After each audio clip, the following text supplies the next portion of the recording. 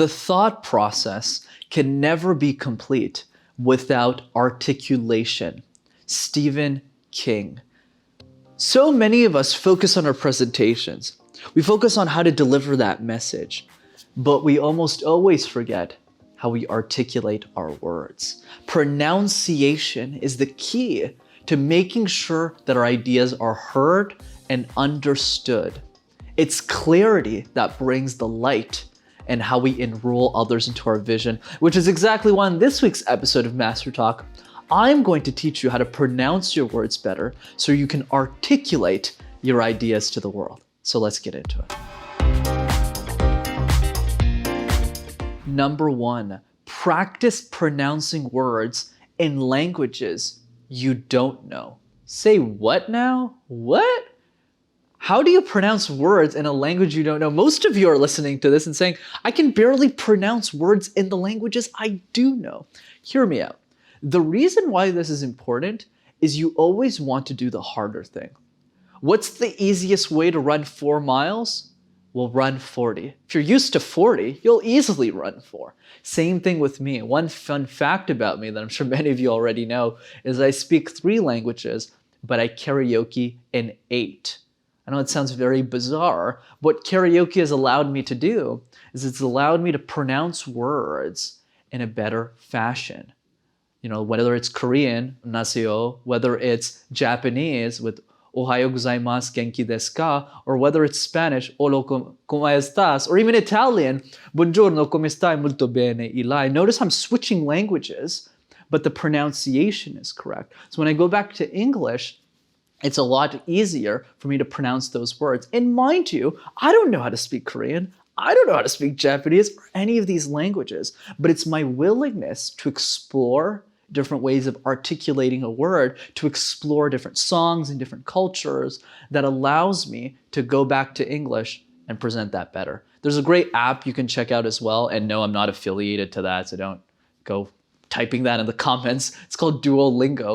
It's a great app I use. It's free. You can practice different languages you like, and you can also go and sing songs in languages you don't know as well. So that's a great way to practice your pronunciation and your articulation. Number 2, speak in front of the computer while typing. I know this sounds really odd, but once again, hear me out. Whenever I'm practicing for keynotes or even YouTube presentations and scripts like this very video, I actually talk as I write it, even if I'm alone in my basement and there's nobody else in the house. So I'll give you an example. Let's say I'm typing away and I see, I like apples. I don't just type it on the computer. I literally say, I like apples. I like apples, and I try it in different vocal varieties so I can hear what sounds better to the ear. Like many of the quotes that I share at the beginning of my YouTube videos in general, I actually voice them out as I find them on the internet to make sure that they sound great when I pronounce them. Same thing with you. Get in the habit of not just typing words, but pronouncing words as you do that, because it helps you practice on a more consistent basis. And over time, as you get more courage to listen to your own recordings, like I do a lot, your own presentations, it'll be a lot easier for you to figure out what sounds better to the ear and pronounce words in that way so that people understand it and feel moved by your message. And finally, number 3, get a language accountability partner. This strategy is fairly simple. Every skill you work on probably needs some sort of accountability. Whether you're trying to get healthier, whether you're trying to lose weight, whether you're trying to start a YouTube channel, by working in teams, it's easier for you to knock out that outcome. And that's why my ask for all of you today is to find one person who wants to work on their pronunciation and their articulation. I'm a good example of this too. My clients send me recordings of their speeches all the time. And when they do, I have to look at the speech and say, what are the words that they need to pronounce better? Okay, pronounce this word 5 times. Then I send them a voice note on those words and they get better over time.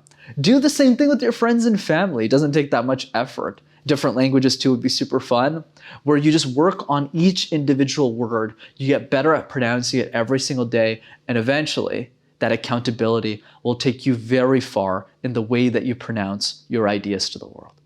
Remember, as the great Stephen King once said, The thought process is not complete without articulation.